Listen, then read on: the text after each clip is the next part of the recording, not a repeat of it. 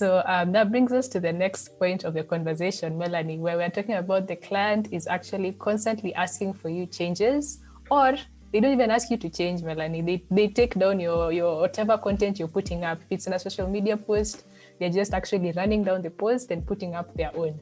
I don't know how you feel about this, but personally, when I had, like, we've been talking with a few people and I heard about this, it's really, I feel like it's inconsiderate. So even like entering to such a conversation, quite personally, I normally feel like, what? I don't know how to even think of the client at this point in time. So even the mentality, Melanie, how does someone even enter into such a conversation of, changes that people are asking for or the client is asking for? Wow. I'll start with number one. Yeah. To clients, bad manners. It is bad manners to just put down my hard work from your social media pages. But then sometimes I ask myself, for a client to put down your work, that means they didn't have time to approve it. Yeah. Because if you had gone through an approval process, it would not have gone up. Yeah. So number one, you really need to make sure all the work you do, and it's not just in this creative field, but I mean in all types of jobs, work has to be approved. Remember, you're not the boss. There are other people whose work is to approve whatever is going up. Yeah. Honestly, it's something very hard to do. On that point, like, how do you prepare the client that they need to know that you'll be asking for approvals? Because I think that's the main thing, that when you've entered into this job and you haven't told them that, I'll be asking for approvals, things come back later on to bite you a bit. Like, how would you recommend? So from the very beginning, for those who just joined, we had talked about how to onboard a client, So when you're bringing in a client, those are some of the things you need to talk about, in your onboarding process. You need to tell the client things like, I'll be sharing things for approval, and you need to say how often you'll be sharing things for approval. Quick tip, clients hate approving things all the time. They hate it. So you need to ask yourself, are you going to be creating content? For example, if it's in the case of my kind of field, are you going to create social media content for a month and send them in bulk to approve? Or will you maybe send for half a month if you feel like a month of content is too much to do at once?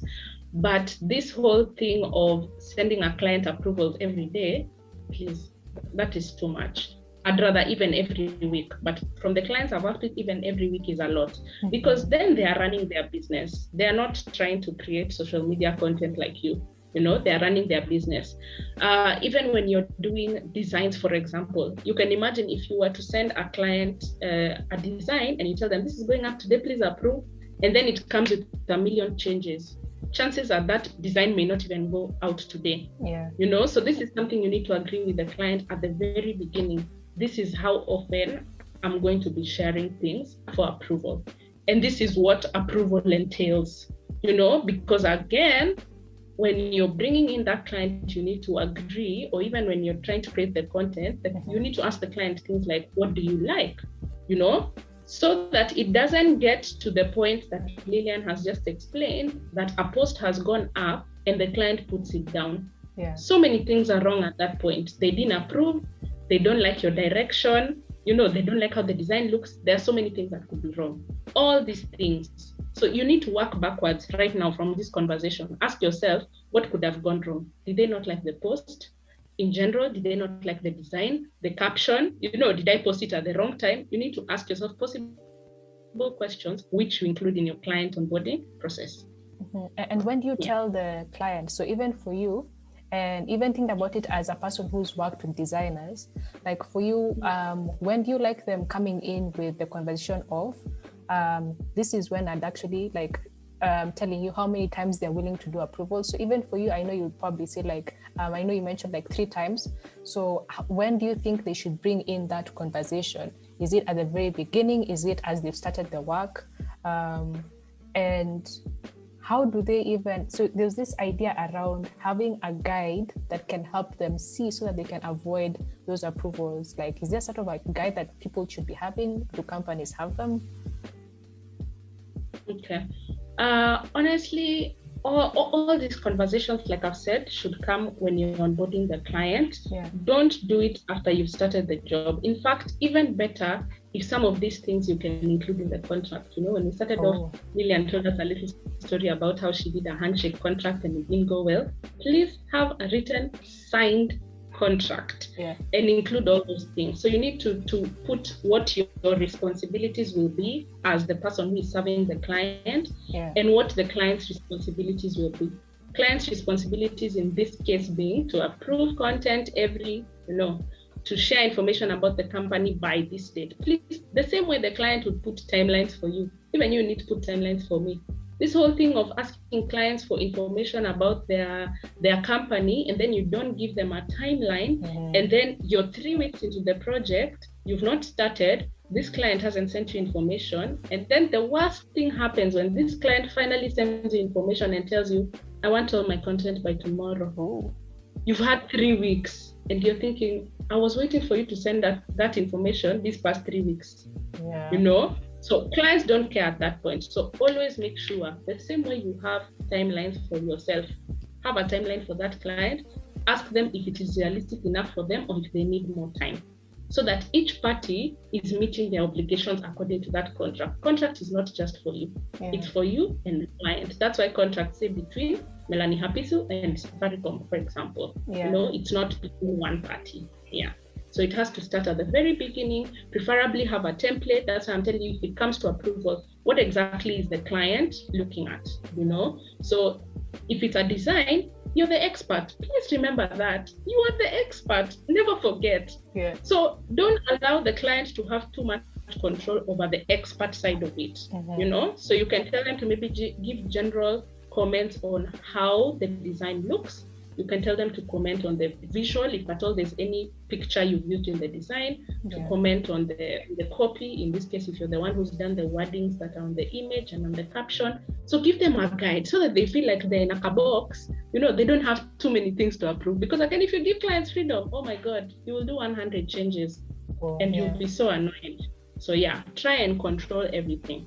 Put it within a box that you can control as an individual. Nice. Thank you for that, guys. Those are actually very specific points. Like I even like when you're saying that even when it comes to corrections, you need to be able to give a guide for the client to know that these are the points that you should look at. Because sometimes they look at one thing and then you make the correction, you bring it again, they look at the next thing. So instead of getting all the corrections at once, you're getting at different points. So I see the conversation is growing really great. Is there anyone in the group that would like to ask a question? If you do, we can do as one question as we're going. But ideally, we've covered Diana's process and really helped her from one, being able to change the story of how she was actually able to get the job. She needs a contract, right? And then the second part we've actually helped her around is now she's actually in the job. How does she make sure that she's doing the job great? So now the question comes in of overtime work. So we've had the story whereby Diana is doing too much work. There's work that's been sent in the weekend. She hasn't gone to the salon for a month. These things happen. You're so much caught up in your work. You don't have time. The weekends are gone. You're losing track of your friends. I don't know, Melanie, if you've ever been in such a situation, and like, how did it feel for you if you have, or if you had a friend? Just before we even get into the whole idea of how do you go back and solve this? Okay. Well, yes, I have been through it. Maybe 2 times or 3 times. And to be honest, it was very frustrating. But then when I look back, I tell myself it was kind of my fault, you know. Like I mentioned, when we said this conversation, we all make mistakes. I said the one client onboarding process will not be the same as for another. So even to date, there are clients I meet and I shock myself because I'm like, oh my God, why am I going through this and I didn't go through it with another client? So definitely it's something that I've gone through, and it's a very, very terrible place to be. I'm not against working overtime if you have to. If that job cannot wait, then you have to. What I usually tell people, I had the honor of having a very wonderful boss at the agency I worked at, and she used to defend her team. So I'll give an example for someone who's in a full-time job, this whole overtime conversation, and someone who's freelancing on their own. Yeah. So for a full-time job, your boss is your shock absorber. That heat should never reach you, in my opinion. And I had such a wonderful boss who she used to take all the heat. Yeah. You know, it never used to get to us at the team. And even if it would get to us, it would not get to us as heat. You know, it would get to us as Melanie. So today I really need to ask you for a favor. I know it's 5, but I need you to stay on longer. We have a few jobs we need to do. It will take approximately 1 hour.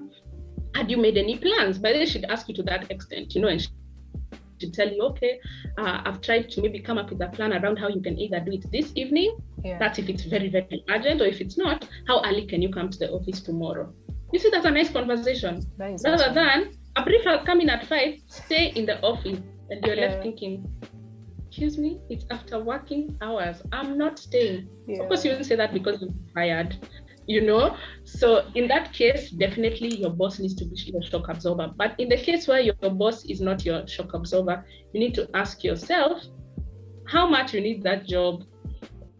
Because honestly, sometimes this whole thing of working can affect you to the extent of it affects your mental health.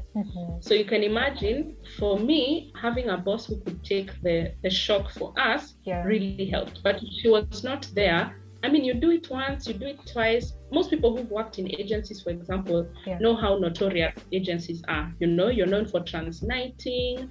But sometimes I tell myself, these things don't have to happen. It's the work of your boss and the work of the account manager to manage the client. Clients can come up with unrealistic deadlines, but it's up to you or the person who is managing the client to adjust. Same thing for freelancing. You know, you need to, from the very beginning in your contract, state that I work Monday to Friday, 8 to 5, and I work Saturday, 9 to 1 or 8 to 1. You need to state that clearly, you know. But you also need to leave room where you tell the client, if something comes outside working hours, this is something we can discuss. I like how designers work. Most of the designers that I've worked with, they tell you, if you brief for a design in the morning, let's say between 8 and 10, you get it by afternoon. If you brief it in the afternoon, say between 12 and 1, you get it in the evening. But if you brief in the evening, you get it the next day, and not the next day at 8, because I'm not working overnight. You know, you'll have to wait for some time for you to get it. So be that specific from the very beginning. Don't surprise the client. Don't come and tell them the day they're giving you a job at 5, that's the day, tell them, but I don't work after 5. Please discuss it from the beginning so that then they are not shocked. Because again, I mean, not in a bad way. Most of the time, clients like things to go their way, you know. Same thing as employers, you know, because then there's the pressure from the wider team. You know, in the case of the employer, there's pressure from the client. In the case of a client, if you're working with them directly, then there's pressure from other stakeholders within the organization. So you also need to find a way to know, how do you manage that pressure with them? You can always find a solution. There's no difficult thing to discuss with a client when it comes to that. Well, I think I like what you've just said. The last thing, like, there's no difficult thing that you can't talk with a client, because honestly speaking, Melanie, it normally feels like, even for like the students that we have in our training, when they're talking to us, it feels like every conversation with a client is such a huge burden. Like, when you're trying to tell them, I work like this, or this won't work, it feels like every conversation that you're starting with them is sort of like a burden. And I think, I don't know what you take on this, but I think it's from the mentality of that maybe the client is, you know, this evil person who is trying to overwork you, you know, and you're in shackles working for them. I think one of the things that you pointed out that really is important for people to notice is that clients are people, and there are different types of clients. So choose your clients well, and your bosses as well. Choose a client who you can see from the onset is someone who's listening, who can actually be able, you can negotiate with. That's, I think, something important. And I think one of the things that even for me, even having done like some consultation beforehand, was that I really looked for people who I believed in their products. So ideally, one of the things I always say is that work for someone who you love their product a lot, and you can actually see the person is someone who is a good person, like the boss that you had, the one who can take the hit for you. it's not like you'll find I don't know. I just know, like, even from the conversations you normally have, like, there's some clients you will find and they're good at the beginning. In the middle, you find out something new and you have to manage it. But I think what you just said is that there's no conversation that is too hard to have with whoever you're working with, whether it's your boss or your client. Having that mentality is really important. Maybe I can just add one more thing, Lillian. Yeah. I mean, for those of you who are thinking, wow, so rosy, this whole story. Nope, it's not rosy. Even me, I've had bad clients. To date, I have had clients who have frustrated me. And guess what? I've even been scared of talking to clients about some of these issues. It's totally normal. Yeah. I have friends I reach out to and ask them, what do you think I should do? Should I leave that contract? These are things I ask people around me, my friends, my mom, like I mentioned. Yeah. There are people that I always ask, like, what do you think? What would you do? And it's not for you to ask, for example, your friend, what would you do in this situation? Then you do it and it doesn't work out and you come and blame them. No, yeah. Please carry your burden. Yeah. Carry your burden, it's yours. But the whole point of telling you all this, it's hard for all of us. Even that person who you're probably looking up to in your field and thinking, hey, they've worked for 20 years or 30 years, even them, they're still going to be scared to talk to a client about something. So it is totally normal. Don't feel bad about it. Yeah. Yeah, and I think you just get used to the thing of, there's the worst thing I can say is no, and you get to learn that, like, because there's always, fear is always there, but you just like, I'll just ask anyway, whatever happens, we'll deal with it slowly by slowly, because you get the skill of how do you start managing the clients, right? One of the things I normally like when you normally in the training, when we're actually learning from you, is that even when you're having someone coming at you with spears, you're like, okay, sorry, maybe we can go back a bit. And, having the skill of, even when someone is coming with, a fork and a knife, you're there, you're like, relax, let's talk. So even having that mentality, I think, is normally really awesome in terms of, even when you're working with clients, I love that. And the part on community, like, that's even what we're trying to build, even for like Redesign, in terms of that whole community of people who you can be safe around. It's not easy, by the way. And I think the first point is your friends and family. Most people I know would go to their friends and family first, because those are people you feel safe with. But if you can find people who is like, Melanie has a digital marketing friend who she feels so like safe with, she can actually talk with and can actually be able to share the issue with, and they really understand. Because sometimes even when you're sharing with your friends or your family, they don't understand exactly, because they've never done the job per se.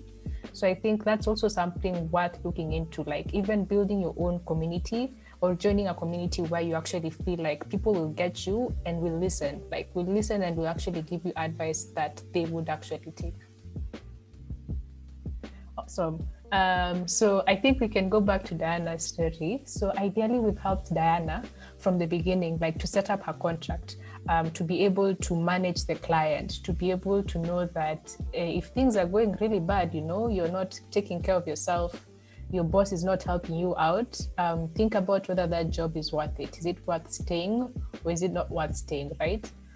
And I think based on the time, we'll ask guys to just start asking any questions if you have any, because we're going to be done around 15 minutes. But there are two things that I'm really interested that we can maybe finish up on. The first one is, as a young person, so just thinking back to this particular young person who has these amazing ideas, right? So it can be a designer, it can be a writer, it can be someone who's a marketer. And you're coming in with these amazing ideas, because you've learned them, you've researched, unlike some people, you're constantly trying to be on top of your field, and you can make the business better, and then you share these ideas and people shoot you down, and you're like, Allah, what is happening? I'm trying to share something that can help build the business. Melanie, what do you tell someone who has this specific voice, has this knowledge, wants to uplift a company that they see or like a client, but the client isn't listening? Like, how do you help them get heard? First of all, it won't stop. Yeah. No matter what stage you're at, yeah, it won't stop. There are clients you constantly give ideas and they're like, no, I think we should do this and this. Then they tell you, no, but you're the expert. and you're thinking, okay, I'm the expert, you should be listening to me, you know. But so it won't stop, number one. But in terms of how to get heard by your client, I mean, start in stages, you know, especially if you're still young in your career. In the case of Diana, the story that we're covering today, Diana started off as a volunteer, then she got a job, you know. So how exactly would have Diana gotten her you know, her comments or her ideas heard? I mean, personally, look for someone who you're comfortable talking to within the organization. That's if you have a full-time job. You know, there are very many other people you can find, especially people who you see front ideas to the bosses. Find someone like that, talk to them about your ideas, and then see how they can help you get a meeting with the boss. That's in the case of a full-time job. In the case of freelancing, consulting, and all these other things, you may just be directly talking to the client. That's if it's a business owner, you're talking to the owner of the company. If it's like another company, you're probably talking to the marketing manager. So you don't really have options to choose who to talk to. So what I usually say is organize a meeting, you know, away from your usual, say if you usually have a weekly meeting to review the report, don't make that meeting about your ideas. You know, just look for a separate time to do that. Another thing, don't just send your ideas on email.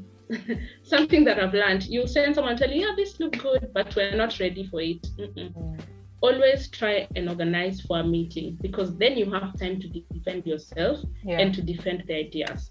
So if you can look for an opportunity where you can tell the client, you know what, I'd just like us to have a catch up, you know, make it a catch up, you know, like especially this event we're having here. So many of you could have dropped off if you wanted, but I assume you're here because the story is very interesting. If it was not, you'd have left the call.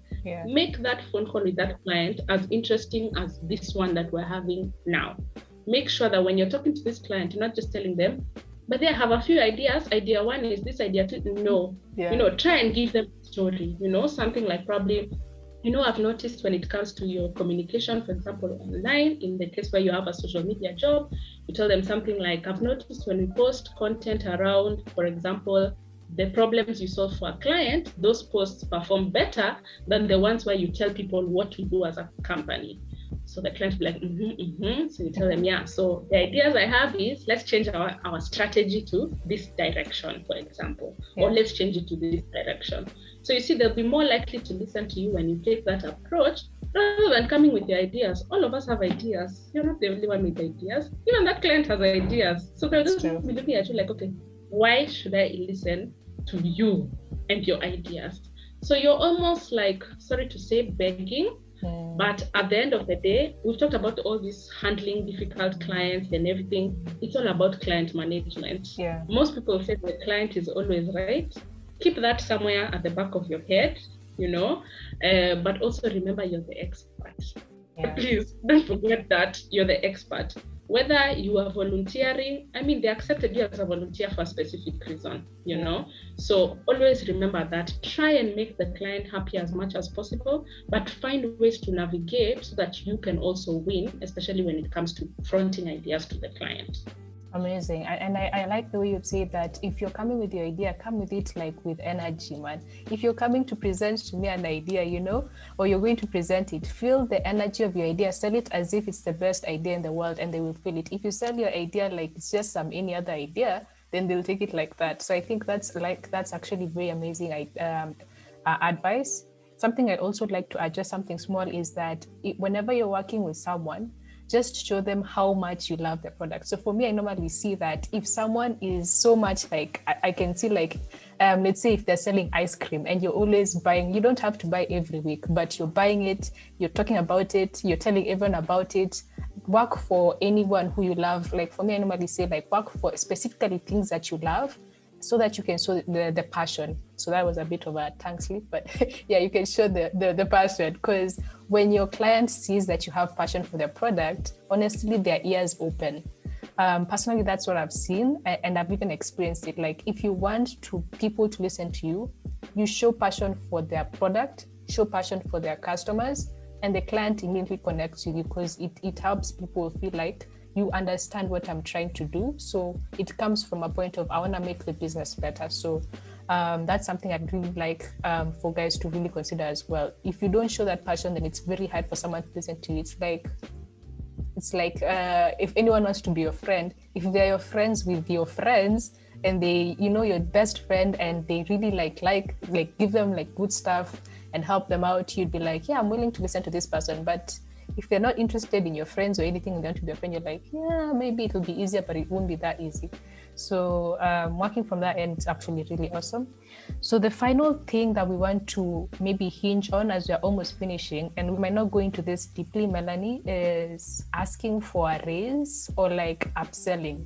You've been working for this client for a long time and you have this new product and you're like, yeah, they need it and I can probably sell it to them, but how do you go about it? Like, how do you, because they need it, but you're like, how do you start the conversation of taking them now to the next level and saying, I have this new product or I have this service I can offer you, and making it really interesting for them to chip in, maybe just in brief. Wow.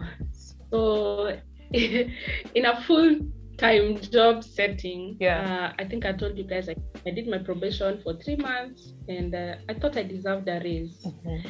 And so, of course, I brought it out and said, you know what, it's been 3 months. This is what I've achieved. So number one, when you're asking for a raise, always have things to justify why you need that raise. If it is wonders that you have done for the company in those months or years you worked for them, please slap them on that client's face. Mm-hmm. Tell them, this is what I've done. When I found you were here and I have brought you here, So that's the first thing you need to do. Then the second thing you need to do when you're asking for a raise, be realistic. Mm-hmm. You know the company you're working for. You may not know what people earn there, but be extremely realistic. I'm not saying you finya yourself when it comes to how much you want to ask for, but you can't be working for Melanie's startup and you expect Melanie to pay you $250,000 per month. I'm sorry, I don't have that money as a company to pay you, So you need to ask yourself, from the time you worked at that company, do you think this is an amount they can afford, And if it's not, what are you willing to take comfortably, the word is comfortable here, that you think would equate to the kind of value that you're offering to this company. So for a full-time job, that's what I would advise. Those are the steps I'd tell you to go through when you're asking for a raise. Definitely be ready to be shut down. Personally, I was shut down. I was even told how I'm so young and money will spoil me. And of course, I was just left there thinking, well, you're not my parents, you're my, employer. So be ready to shut down, because chances are, no client wants to increase their costs. So of course that will be the first thing, but just be firm, stand to what you've achieved or what you can achieve given the raise, and use that to defend yourself. That's in a full-time setting. If you're doing freelancing gigs, how do you go about upselling? So you had a contract with the client, you agreed this is what you do and this was the cost. If client wants anything outside of that, number one, do not do it until you agree. This thing of doing it and then you come and tell the client, by the way, because we did this and this and it's end month, it's time for my invoice, you owe me this, and the client is left there shocked. Don't do that. If a client does something that you had not agreed in the contract, please just put everything on pause, tell them, yes, this is what you want, but this is what I usually charge. I remember seeing a meme going around on social media telling people how, if you want to pick my brain, first tell me how much your budget is. Use the same rule. Me, I'm not scared to tell people I love money. I'm not scared to say I'm in the business of making money, because I am. And so when it comes to just talking to this client and telling them, okay, this is the service you want, it was not in the contract, and this is how much I charge for this service. Is it okay with you or is it not?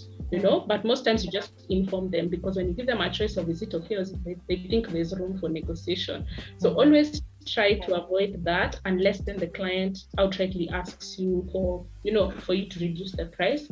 But make sure that you always have an opportunity to ask for that. In terms of upselling, as I finish off, say that as you're doing a project, you discover, okay, this client only wanted social media marketing, and the campaign we were doing for them, for example, was collecting emails.